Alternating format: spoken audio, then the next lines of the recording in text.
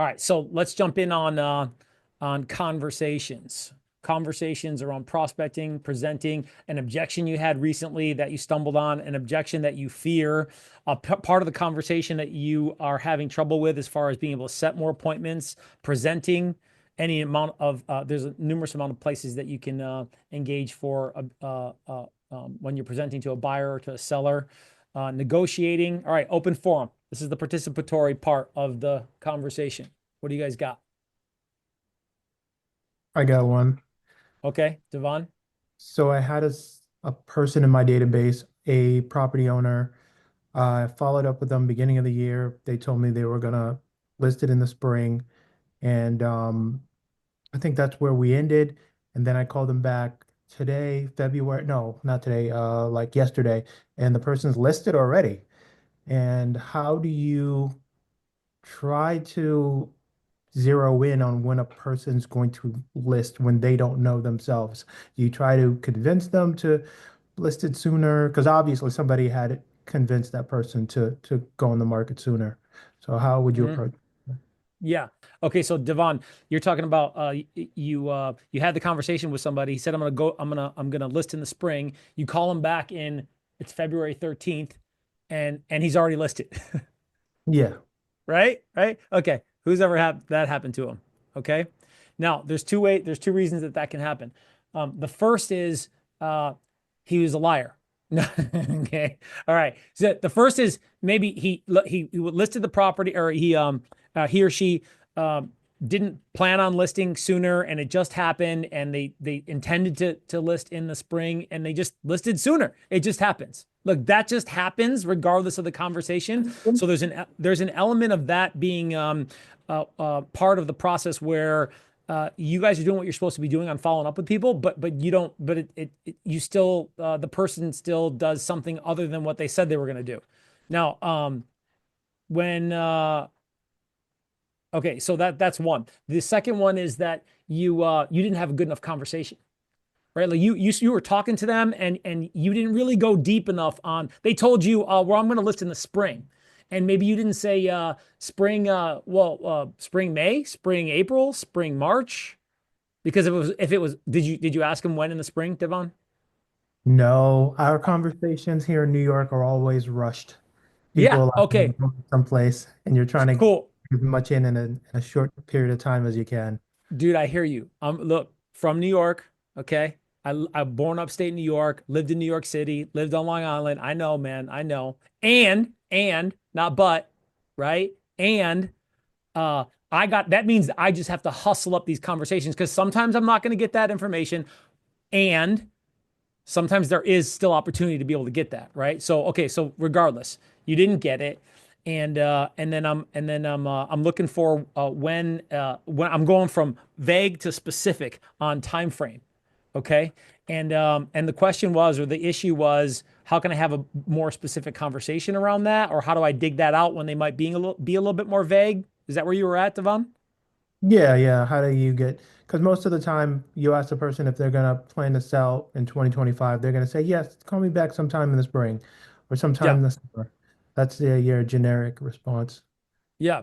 So do you think it was more of a scenario where you just didn't dig deep enough, or you didn't have enough time, or what was it? Probably I felt that the conversation was rushed because I tend to tune in on how quick they speak, and I kind of adjust myself to how quickly somebody else speaks to kind of be Okay. the same. And it probably was a rushed conversation, and I didn't probe deep enough. Yeah. Now look, I'm so glad you're bringing this up because I actually fall into this still, and I've prospected thousands of people, and energy is contagious. Energy is real. No or yes. Everybody do this. Okay. Energy is contagious. And sometimes I get sucked into what I think is their energy, right? This can happen at an open house. Somebody's a little bit apprehensive about talking to you, and you kind of feel that, right? Okay. The fist bump my son. Okay. All right. And sometimes you could be talking to somebody, and it feels like the pace is speeding up or it's fast because I feel like they don't want to talk to me, or they may not, or they may be in a rush. Or there's something else going on? No or yes? Okay. All right. So look, anytime you start thinking and you start feeling, you losing. Okay. So even though somebody's talking fast, right? Because here's the thing, Bia, I want to know I want to know what they think. I want to know how they feel. And especially over the phone, like, look, I get it. Like, people talk faster. I want to pick up the pace. I'm trying to get going for sure. But I may just need to do that to pick up pace to mirror and match them, Devon, and still ask the questions that I still need to ask versus just allow the pace to like carry me. And now I shorten the conversation. I didn't ask the questions that I wanted to ask. Guys, this still happens to me to this day, Devon. I still struggle with this where I just get caught up in their energy, man. Or you know what happens? I'm calling and I get distracted. And so I'm multitasking. I'm thinking, oh, this is great. I can do this while I'm doing that. And I'm waiting for the phone to ring. And then they ask, and then they're it sounds like they don't want to talk to me, or it sounds like they're in a rush or hurry, or they give me some sort of resistance, and I just buy it versus like being in the moment, being with that person in that moment to like just continue to ask questions because I want to really understand how they think and how they feel versus me thinking or feeling, oh, they're in a rush, or feeling I better hurry up, or feeling they don't really want to talk to me. Come on, man. You're not doing you or them a service on putting the person first outside of how I think or how I feel. Because what I really want to know is how they think or how they feel. All right, let's role play it real quick. Devon, you the agent? Am I the agent? What are we doing? You can be the agent. Okay. Oh, thank you. Thank you. I appreciate that. I'm going to stop asking that question because I have a feeling I'm going to get deferred to as the agent every single time. Vincent's an old pro, so maybe we can get him in here too. I don't know. Who's been around more than 1 year in the business? Raise your hand or put your hand up on the reaction. 1 year or more? Okay. 1 year or more. Put your hand put a little reaction up if you can. Some of you people might be driving. You shouldn't be doing that and listening to me. Okay. 1 year or more. 1 year or more. Okay. All right. So maybe half the group almost. Okay. All right. There we go. Okay. Give me the objection, or just give me the objection. We'll start from there, Devon.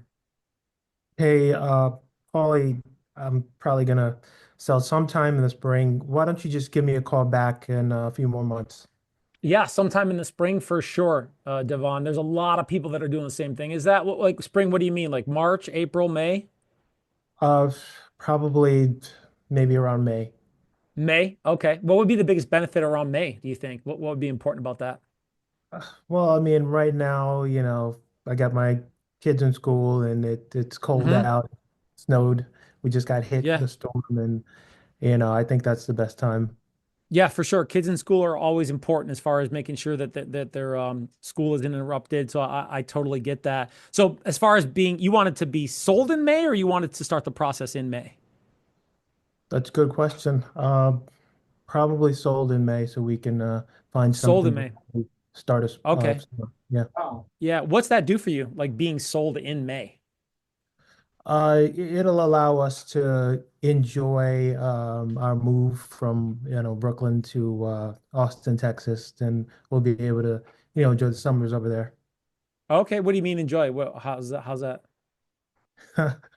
Um, yeah, well, we get to just enjoy the time of year, the weather over there, and and it coincides with my job transfer. I'm supposed to be out of my position in around June, so Okay. it'll All right. be an easier transition. Good. So look, if you want to be sold by May, Devon, and we had an offer in hand that would get you there and allow that to happen. I mean, if you and look, I get it, it's only February 13th, but if you and I had a conversation around preparing for May and being sold by May, and I just gave you that information. I mean, would that be unreasonable to share that with you? No, not at all. No. Okay, so let's just do this. And I totally get it. I mean, you're not going to do anything unless the timing's right, correct? Yeah, yeah. Okay. And so when I give you this information, I'll just share it with you, and then you're going to figure out where you're going to go from there. Are you and your wife home usually together on the evenings, on the week Weekends, like what are better times you guys are usually together? Typically on the evenings, but you're not going to try to get us to sell our home earlier, right? Than what we intend. No, well, listen, you're not going to do anything unless it makes sense for you on timing. False or true? Okay. Yeah, we're available probably on the weekends. Okay, break script. What'd you hear? What'd you like? First. What'd you hear? What'd you like? First. Open floor. Type Yeah, it I like the in. fact that you were on top of his timing What do you because mean? you were asking about, when did you want to start the process? Was it beforehand or before the springtime, or you want to be sold, in the hmm springtime? So I think that was part of the key point right there too, was just, the timing and what the consumer is trying to do. Raise your hand if you want to say something. What'd you hear? What'd you like? Vincent, Situation. what do you mean? You, you dove into their situation. You want to know exactly what's going on in their world and where they're going to, when they're going there, when they want to be there by, and all and so on. That's good. Devon, what did you get out of it? Because this was your objection. You kind of you press me to give you an exact month, which I don't do. When someone says, "Oh, I don't know what I'm doing," I tend to kind of believe them sometimes because sometimes Yeah. people don't know what they're doing. So I like how you kind of zeroed in on an exact month and then you probe deeper and found out why it was moving. Yeah. Well, look, that one that you missed out on that you called, you just called, and that person told you in the spring, what was the price point of that property? I think it's listed at 1.6. 1.6. Okay, so look. All right. Devon, I know Devon. Okay. Devon and I had a wonderful lunch once at the Wynn Hotel, and during a conference we both went to. Devon, I love you.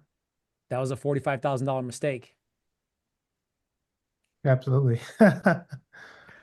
Right. Okay, because look, Devon, I don't know you that well, but it seems like you're a pretty amiable guy. You're a pretty friendly guy, right? Maybe less on the confrontation side, like us D's who are just going right in to engage. And it cost you $45,000. Because now look, maybe you would have got it, maybe you wouldn't have got it. I mean, but and then if I'm more consistent with my the quality of my communication, then somewhere, sometimes somebody's going to fall into alignment with the conversation as far as being able to set up an appointment when that appointment wasn't otherwise there because I was a little too vague on figuring out, well, what's really going on here. Because you say I'm gonna do, people do this all the time. I'm gonna do something in spring or summer. I mean, there's like 3 months for every season. I mean, what does that mean? And then even this is real important too, because I get this all the time with investors. I call a lot of investors, right? They go, "Oh, my tenant's lease is up in May." Well, May 31st is a whole hell of a lot different than May 1st of when I should follow up with them. Okay, because there's one other element here on follow up is that Devon, when they told you to follow up, they told you how long did they tell you, or um, this was how long ago did they tell you spring? Like in January, beginning of the year. January. So you followed up in February. That's not bad follow up actually. So you may not have gotten it, but I mean for sure because this will happen, guys. Like you could do all the right things, say all the right things, get all the right information, and they still people don't do what you expect them to do. Okay, all right. Look, that's just called life. I mean, that's just people. So, but I can still be consistent with my quality of communication to be able to vet people out, regardless of where I'm prospecting them from. Because where'd this lead come from, Devon? I think it's just circle prospecting. Yeah, Circle just prospecting. with your dialer and just calling Yeah, around that sty. I I And love you circle prospecting, by the way. Love still it. don't know why she wants to sell. Okay, so dude, you should have my playbook. Come on, man. Situation motivation, baby. Well, Situation motivation. Look, golden rule. I got to know about situation. I got to know about motivation. Okay. Situation plus motivation equals a great conversation. Some of you guys are having conversations around situation. I want to sell my house. I want to sell it in the spring. Um, I'm looking for a 3 bedroom, 2 bath, Brooklyn, right? Like, but you don't know enough about their motivation. So I asked 2 questions on that role play that we talked about last week that you guys should be embedding into your conversations. Embedding. Two most important questions. You guys should, everybody should write this down and should focus on in interjecting these in their conversations. Number one, what's important about that? What's important about that? Oh, I'm thinking of waiting until the spring. I said it. I don't know if you guys heard. I go, what's important about spring? And then he goes, blah, blah, blah, blah, blah, blah, blah. And then I go, and then question number two, what does that do for you? Question number one, what's important about that? Question number two, what's that do for you? What's that do for you? Now, look, you could and should run 2 or 3 circles on those 2 questions, and you are going to have so much better conversations with people. You are really going to connect with people versus these processed conversations that you're having to try to get people to do stuff, and you sound salesy. And now you feel salesy, they feel salesy, and guess what? Nothing getting sold. Nothing getting sold. Because why? Because you got commission breath. It stinks. Okay? Because you're prioritizing the process, you're not prioritizing the person. Okay, next level. Here we go. All right. Raise your hand if you got an objection, or write it in the chat box, because let's keep talking about objections, resistance, conversations that you guys want to have that are focused on us being able to role play and have better conversations with buyers, sellers, listings, appointments, other agents who are acting like Baba Ganoushas. I say that so I don't have to swear, okay? Because I swear like a truck driver. No offense, truck drivers. I used to be one. You may have been the second opinion. Question is, can we do one about those selling on my own? Yeah, for sell by owners? Sure. Yeah. I love that one. KJ, right? Yeah, Tajay. Tajay. Dang it. Okay. Tajay. You're are you Brooklyn or are you Florida? I'm in Jamaica. Well, not Jamaica, but all in New York. I'm on Jordan's team. Okay. Yeah. Perfect. Jordan. Yeah. Yeah. Okay. Cool. Okay. New York. All right, here we go, New York. So what's the objection, Tajay? I'm selling on my own. It's really my question. It's more so my partner Christians. We're both here together. Yeah. Okay. What's your partner? What's his name? Christian. It's Christian, right? Christian. All right. Christian and Tajay, New York. Okay. Yes, sir. All right. Who wants it? Who wants to role play it? Me. I'll do it. So you're gonna be the agent. You're gonna be the Agent. I'll be the agent. Oh, you can be the agent. Yeah, All right, yeah, here we yeah. go. Try to be the agent. Oh shoot. Okay, here we go. All right, Christian. I don't really know if I really want to hire an agent. I'm thinking about just selling it on my own. Okay, you don't really know if you want to hire somebody right now. I could appreciate that. You guys were on the market for some time there.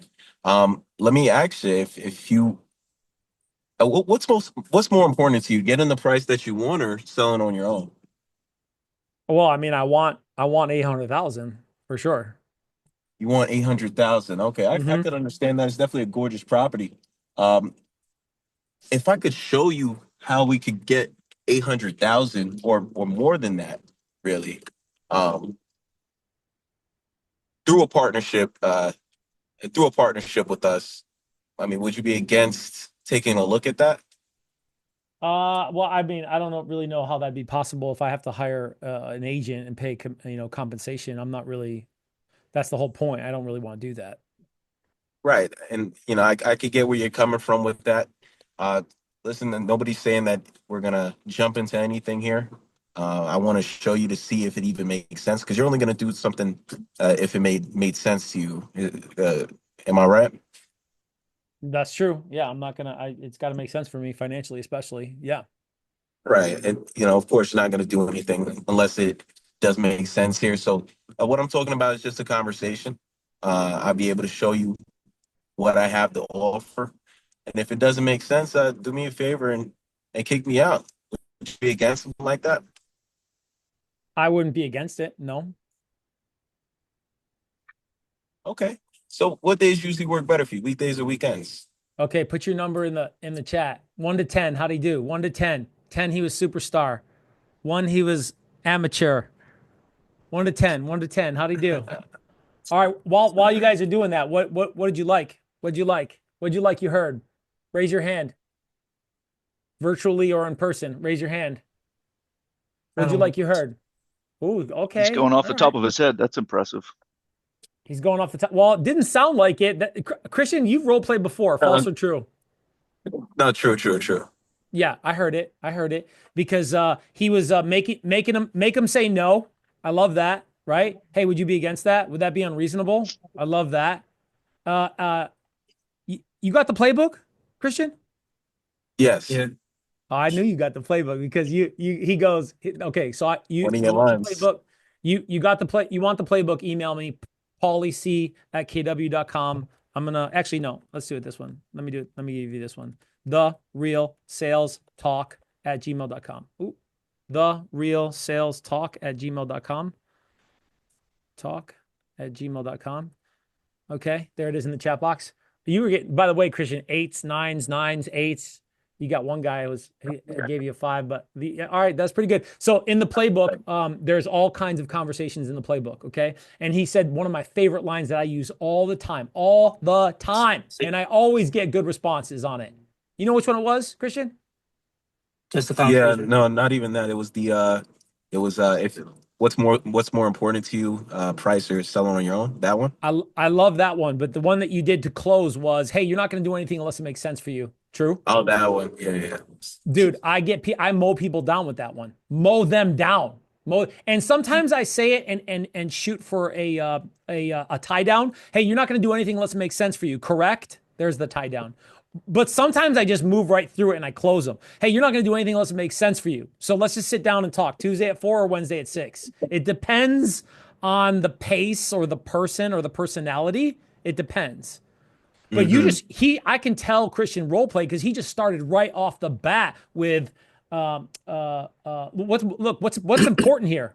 Because remember this. Now when we role play, by the way, we should be not role playing situation. Let's just pretend all that happened and we can make it up. We need to go right to closing because that's what's important. We can do full on role plays too, by the way, but we're talking about objection handling right now. So when you're role playing objection handling, you should role play the meat and potatoes of like just trying to close for the appointment, which is exactly what Christian did. Okay, so when we're talking about being able to close stronger, it's called level shifting. All right, so because here's an objection. An objection, Cassie, is a doubt, insecurity, fear in the mind of the prospect. Okay. Versus a condition. A condition is something I can't do anything about. But some of y'all think that like you hear the objection and you think it's a condition. I'm not going to go with an agent. I'm just going to list for sale by owner. And it sounds like a condition. They ain't going to do anything different. But you stop asking questions because you're an amateur. Or you keep asking questions because you're a pro and you really want to know. Oh. Okay. All right. So if you want to prioritize people, then you're going to keep asking questions. If you're going to prioritize the process, then look, when somebody says no, you're just going to stop when you could continue to ask some questions and find out, all right, what's really going on here? Are they really not going to go with somebody or behind every objection, question, doubt, insecurity, fear? There's more. Right? But what's the insecurity and doubt with a for sale by owner? Well, I want the most money possible. So Christian level shifted us. He was like, it's not about this, it's about that. And even better, he did that in the form of a question because he could have said, well, hey, Paul, isn't it really just about getting your number versus going with an agent? He could have said it like that, but he didn't. He level shifted it in the form of a question, which was much more powerful because now then I had to admit it. I admitted it. They go, so, hey, what's really more important to you? Is it the number or is it selling it on your own? And I like to flip them, Christian. I always like to lead in for what I want on the tail. It's called the option. I call it the option. When you give somebody an option, leave your option on the tail end so that you can lead them and have them walk into it. It's like leading the witness in court, right? It's called the option. Leave your option on the tail. And the option is always triggered by an or. Hey, did you want to do this? Or could you do that? And that option, when you give people options, people usually take options versus just sit there on the fence and negate or reject. They'll usually figure, they'll go down one route or the other. Okay. That was good for him driving. Devon. Can I get a quick one as well? Yeah, go ahead, Tajay. The objection is bring me a buyer. Bring me a buyer. Yeah. Okay. Yeah, so I'm a for sale by owner, and I just want to bring me a buyer. Now, if they say bring me a buyer, let me give this context real quick. You're talking to a for sale by owner, and I love talking to for sale by owners because they want to talk actually. But if you don't know what you're doing and you walk in there and you start talking about trying to convince them to consider you listing their property right off the bat, you going down. You going down. Okay. Prioritize the people. All right. Maybe Vince and I are the only ones who know. All right. Zig Ziglar. Who knows who Zig Ziglar is? Zig Ziglar. Okay. Help enough people get what they want. You'll get what You you get want. what you want. You'll get what you want. Okay. So when somebody wants to sell their home, all right, well, let's talk about that. And if you go to the for sale by owner script in the playbook, it's all about situation first. That gets them talking. And if they slip in there, Tajay, that, hey, I'm just going to pay a buyer, I'm just going to repeat and approve. I'm going to keep moving.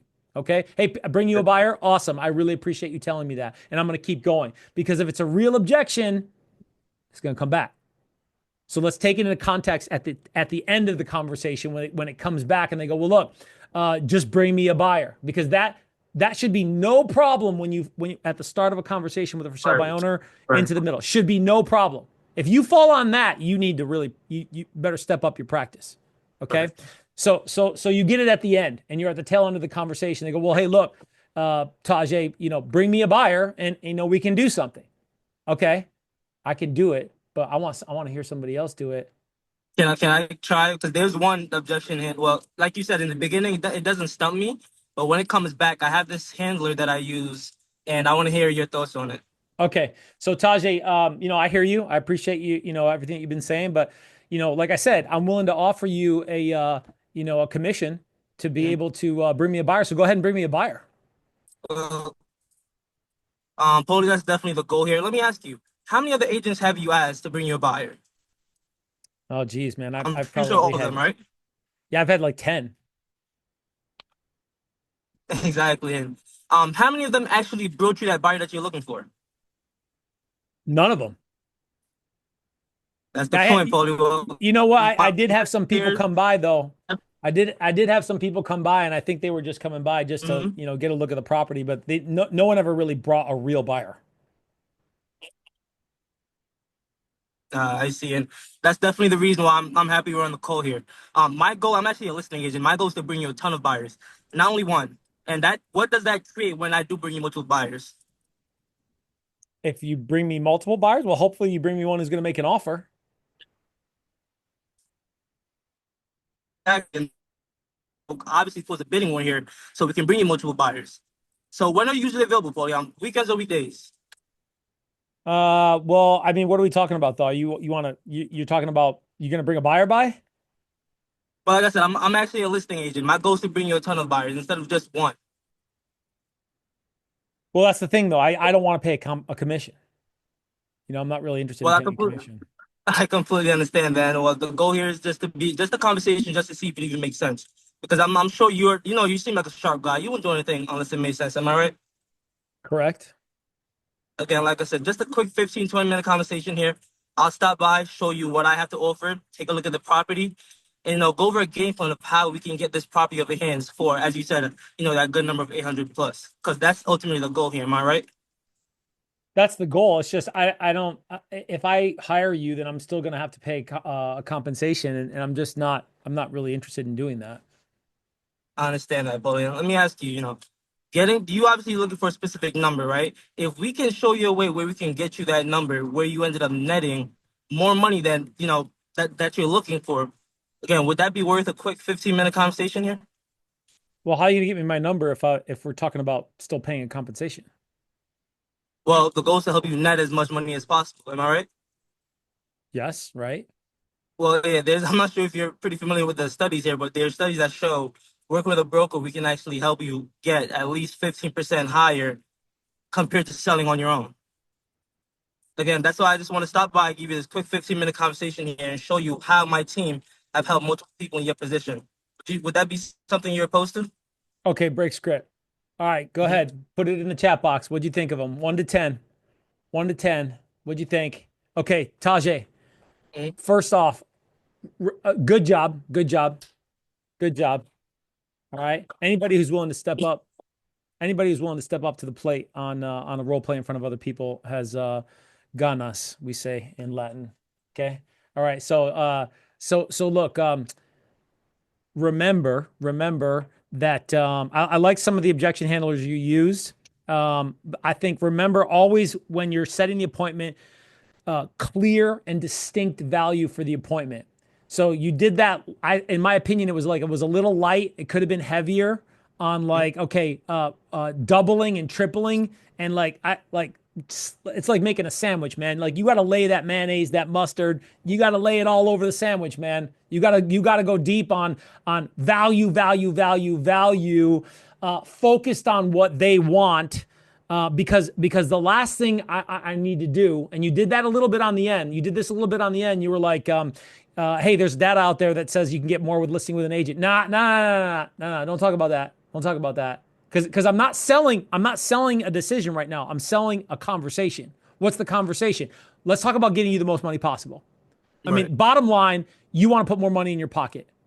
That's why you don't want to pay commission. True? True. Okay. So if we have a conversation around how to do that, either I can help you or I can't help you, and then you're going to figure out what you're going to do from there. Tuesday at 4 or Wednesday at 6. Now, I'm going to keep it a little bit general because here's the deal with a for sale by owner. Maybe I need to just go out there and get in front of them because based off of their motivation, something's going to happen in the next 30 days. Maybe it's a condition and you've already flushed out that they're going to give this a try, which, oh, by the way, if you don't at least try to go out and see a for sale by owner as soon as you can, like somebody's going to get out there or they're going to do something before you follow up with them, especially if you're not following up aggressively enough. Okay. Because honestly, for sell by owners, like every week you should be checking in. How'd it go? How'd it go? How'd it go? What's going on? Because for that's what I'm trying to get into. Right. So look, with for sale by owners, like remember, like some of them actually go for sale by owner to vet agents. That actually happens. I've listed for sale by owners. Look, 4% just for me. I've done that. Okay. I've listed for sale by owners who were agents. How'd that happen? They're commercial, they're part-time, right? I remember the last one I did in Vegas. It was a woman. She was getting a divorce. She was a commercial agent. She's like, I need somebody to make sure I get this done right. Okay. So let's get back though, just for a second for sale by owner, which is like, all right, Tajay, remember, layer that value on fat, man. Just slather it all over the place on what's in it for them. What's in it for them without selling consideration for my services. Let's talk about what we need to talk about, which is most money possible. Because if I'm trying to sell my services over the phone, like saying something like, well, people make more money selling with agents. No. They even if it makes sense and it's true, they're not going to buy it. They're not going to buy it. Because once I get in front of them and now we're having a conversation, now they see I'm professionally dressed. Now I'm able to handle the conversation at a much higher level. Now I'm expressing real interest in their property. Okay, now I'm really earning their respect as a professional. Okay, how well did I vet them before I went out there? Well, you got 7s and 8s and 7s. That was pretty good. Tajay. I think that's about right. I feel like that was pretty bad because I don't call for sale by owners. I call expires, but that's something I want to get into. So I'm like, let me give it a shot here since I heard. Let me tell you, and what's good about for sale by owners and expireds, by the way, is like you got a lot of wholesalers calling them and investors, and those people suck at calling. I mean, they're horrible. They're really bad. And expireds, 50% of them relist within the first 48 hours. For sale by owners, the number changes every year, but it hangs around 3/4 of for sale by owners list their property. I mean, now, when you got into real estate, you're like, I want to help people. Well, but not those people. And not those people. And not those people over there. They're too mean. And those ones, they're just greedy. Okay, look. All the stereotypes around for sale by owners and expireds happen, but that's not everybody because expireds are relisting with new people all the time. Raise our hand. Who prospects expireds? Ooh, I like it. Look at this. Maybe I attract the hunters. Maybe that's why. Okay. And for sell by owners, like they're relisting, 3/4 of them are listing their home with a professional. So I got to get my butt out there and have these conversations if I really want to help people. Because think about this, guys, and this is true. We're going coast to coast here. We got Cali, Florida, New York, Texas. I mean, we literally hit every corner of the country here on this mastermind for role play. Okay. Is that one thing never changes, is that 5% of us, and it's even less than that, it's really 1%. It's like 5% of us are doing 95% of the business. So if I don't get out there and hustle up trying to find somebody to help and being really intentional with my conversations, really it's almost a form of malpractice where I'm allowing people to go out there and give poor service. I mean, they've already gotten it from an expired. I mean, okay, not all the time. Not all the time. Sometimes, look, I got expireds and withdrawn. I rarely have expires. I get withdrawns, and I make a lot of money off withdrawns, but a lot of them are just because there's agents out there who don't know what they're doing, and they're not focused on having better conversations. Okay, we gonna run one more? Are we open floor on just conversation? Thank you. Yeah, man. Good job, Tajay. New York's in the house. What do we got? What are we talking about? We got 16 minutes to talk about open floor. Some Hey, more Pauly, role do you play. still teach a script board? A script board. I don't. I need to redo that video. I'm going to do that. By the way, everything that I'm doing, I'm going to package into something. So you guys you're my guinea pigs, because I'm going to start doing a weekly role play and group training session, and the playbook's going to be in that. But I'm probably going to grandfather in a bunch of people for free, but I'm going to actually start doing something in the future for that as like a system.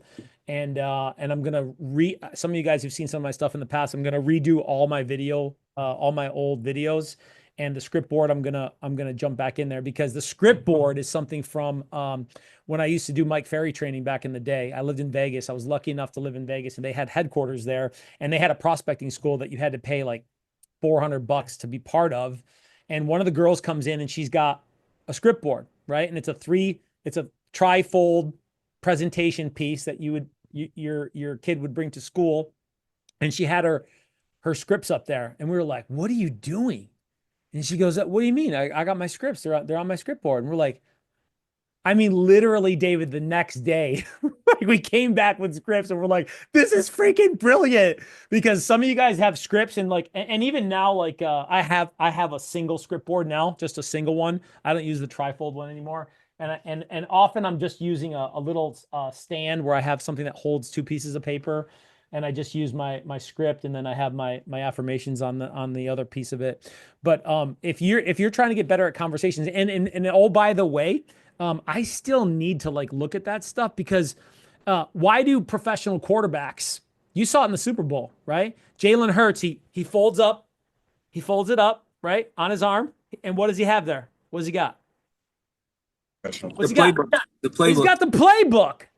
He's got the playbook, man. It ain't all going to be in here. You need to relook at the plays sometimes and go, all right, what's going on? What's happening? I mean, think about what's happening.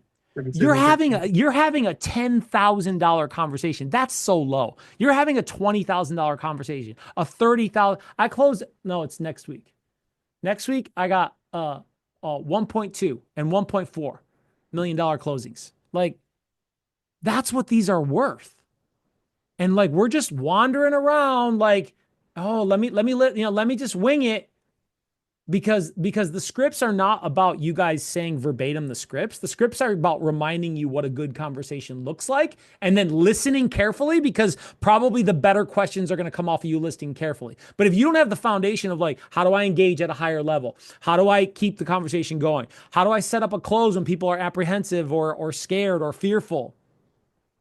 Then you're just whacking away and swinging the bat, and you have focused nothing on understanding personality style or or strategy or skills to be able to have better conversations, because that's what this is worth.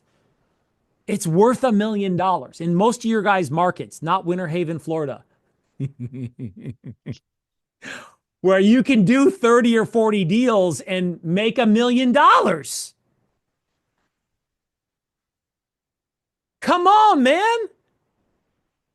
Script board's big deal. Sorry, David. I just went off on my yeah. See, mine's right here. Okay.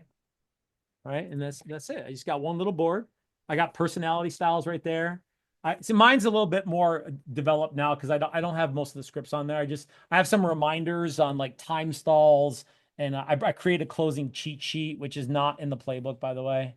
I just like put my favorite ones on one sheet. That's all I did. I copy and pasted my favorite ones for closing. Time stalls, page 84. I love because time stalls are like the time stalls that I create on page 84 are like good for almost any objection style or almost any objection. Pretty much people say the same thing, like not right now, but in some form or another.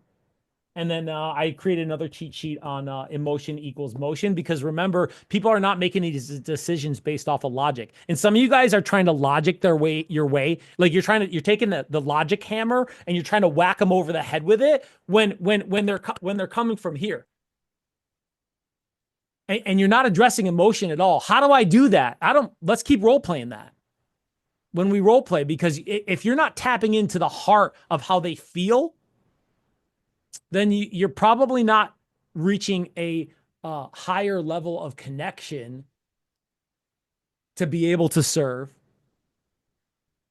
And so you're just whacking this logic hammer over the head with them. And then some cheat sheets on some of the stuff that I've done before around think, feel, the option. I talked with Christian about the option, reminding myself to ask some good questions. Well, what if? Or has there ever been a time? Sensory level shifts. I talked about that one. And then the perfect close, which is in the playbook. Clear value, strike commitment, assumptive close. Clear value, strike commitment, assumptive close. I always like to, if you guys haven't done any NLP stuff's really, really good. There's a simple book. It's called How to Make Somebody Like Me in 90 Seconds or Less. It's this tiny little book. I made all my salespeople read it when I ran a team in Vegas. I had a team of ISAs before people even knew what ISAs were, because NLP is real important to understand, like, how do I be more intentional with the word choice that I use and the delivery style? Slow down, pause, deliver some words more emphatically, right? More loudly, just more, it doesn't have to be loud, right? But more emphatically with more feeling. Embed commands. If I can bring you an offer and you'd consider to sell your property, that's the embedded command, sell your property. Okay, so I'm going off on a tangent here, but like there's lots of different tools that you should be reminding yourself of while you're having these conversations, because these conversations are worth $20,000, $30,000. Okay, what are we talking about? What else are we talking about?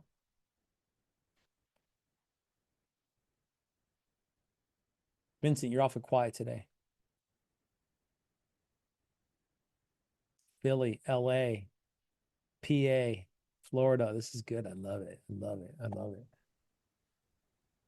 Whoever said, email me for the playbook, therealsalestalk@gmail.com. Therealsalestalk@gmail.com. We got time for a quickie. We're going to wrap up. Hey, Pauly, on your, I heard one of your videos yesterday that you charge almost $1,000 broker fee on top of your percentage. How do you pitch that?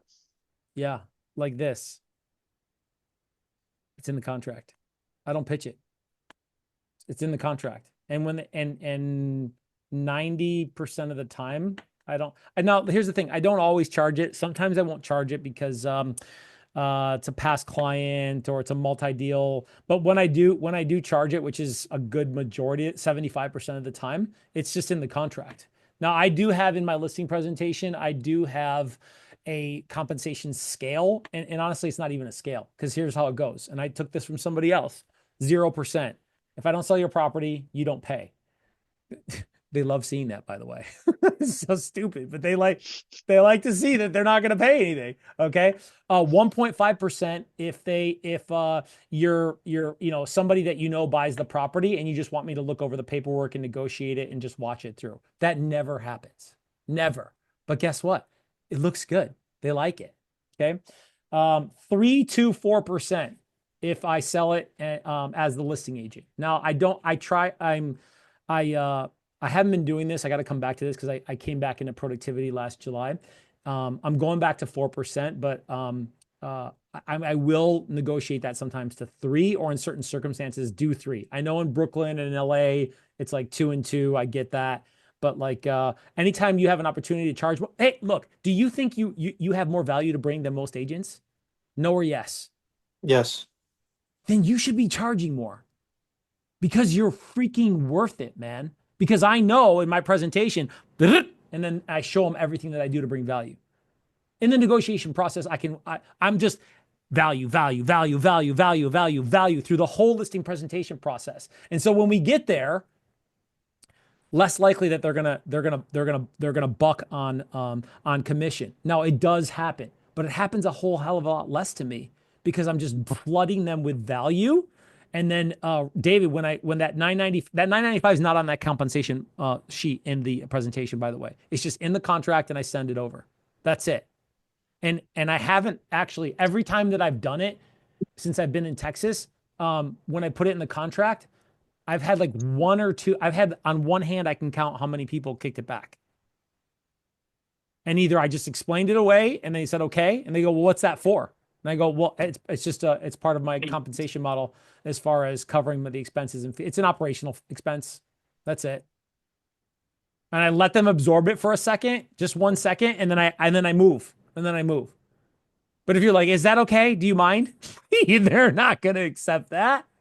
Like it's an operational expense. You guys get charged shit all the time. And you're like, what's that for? It's an expense of doing business.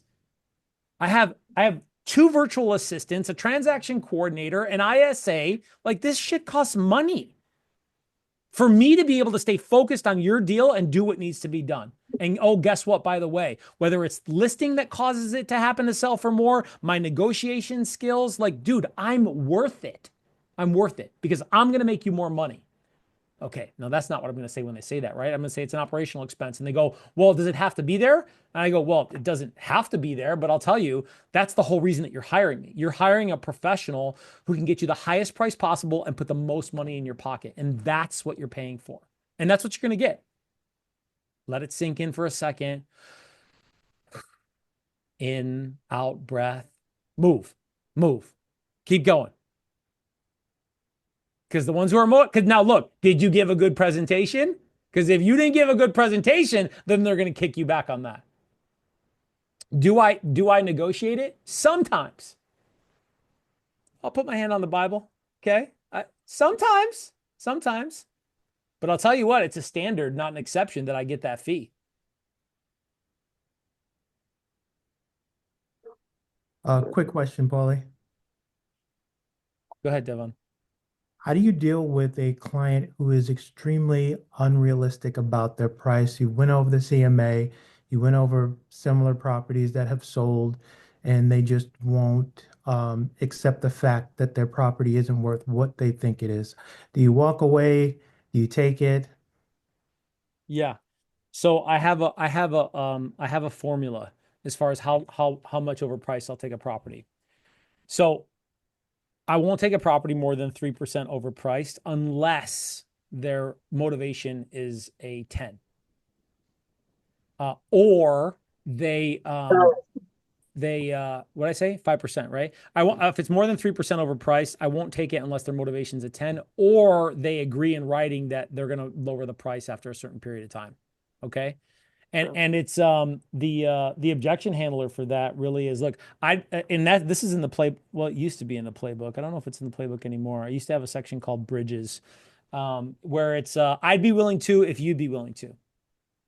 I'd be willing to, Devon, after looking at all the numbers, I mean, we can both clearly see that the highest sales price is 1.2. So starting at 1.4, obviously we're above and beyond. But look, I want to help you and you have to move. You have to sell this property.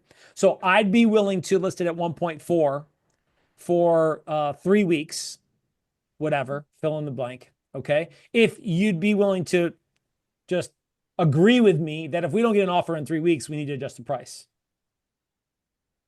Does that sound fair? And they go, yes. Okay, great. Then I'll put it in the contract. Well, I don't want to put it in the contract. Well, what are we talking about then? I mean, I'm willing to commit. What's important about you not committing? So what's important about that? What's that do for you? You guys could run those in all different kinds of places. What's important about not committing? Well, it's not that I want to commit. Well, kind of it is. I mean, well, I'm willing to commit. Okay, so we can role play that even too right now, but Vincent. Paul, I got to, what you just said about that. When I teach that as far, I'm a productivity coach, right? When I teach that as far as doing a listing presentation, I hit that on right in the beginning about pricing misconceptions and effective overpricing. This way, it sets that conversation later when they say, "I want to do it for 1.4, not 1.2." Well, we just talked about the effect of overpricing. Do I need to go over that again and explain that to you? Because I kind of battle that before you get hit with it. Does that make sense? 1000%. My listing presentation has 2 pages on, actually, no, we put it into one now, on the bell curve, right? When the most showings happen, first three weeks. Yeah. Okay. And I go over that and talk about the risks of overpricing. And through good questions, right? Because how good is your presentation of asking questions versus blah, blah, blah, blah, blah, blah, blah, blah, blah, blah, blah, blah, blah, blah, blah. And they haven't talked in 5 minutes. No bueno, right? So Vince, I'll ask them good questions. So where do you see the most activity happening? Oh, it looks like 3 weeks. And what happens to the activity after that? It starts to go down. So what do you think buyers start to think? Well, I don't know. Well, do you remember when you were looking for this house? Yes. And when you saw properties that were overpriced, or that were on the market for 2 or 3 months, what was the first thought in your head?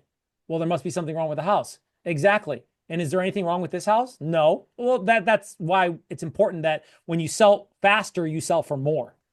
And then we talk about, I have another piece that says number of showings versus percentage overpriced. So if it's 0, and I don't remember what it is, but if it's you've had a certain number of showings with no offers, then you're X amount overpriced. Okay, that's not in the playbook, but if you request that in the email, I'll send you my listing presentation visuals.